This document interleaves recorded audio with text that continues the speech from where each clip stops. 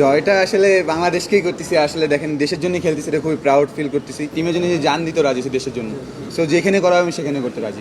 রাজনৈতিক ইস্যু নিয়ে দুই দেশের মধ্যে উত্তেজনা বিরাজ করলেও এবার বড় ব্যবধানে এশিয়া কাপে ভারতকে হারিয়ে সেটা যেন পান্তা ভাতে ঘি ঢালার মতো অবস্থা।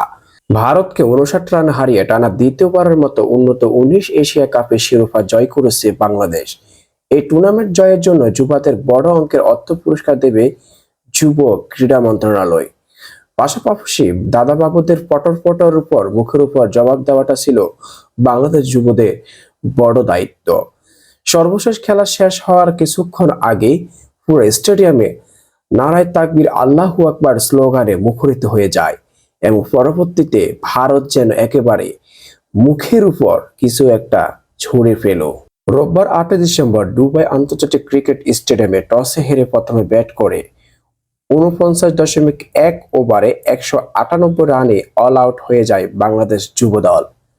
টার্গেট তাড়া করতে নেমে বাংলাদেশ বোলারদের তোপের মুখে পড়ে ইনিংসের শুরু থেকেই উইকেট হারাতে থাকে ভারত। একের পর এক উইকেট পতনের কারণে শেষ পর্যন্ত 35.1 বল ওভারে 139 রানে অল আউট হয়ে টুর্নামেন্ট শক্তিশালী দল ভারত।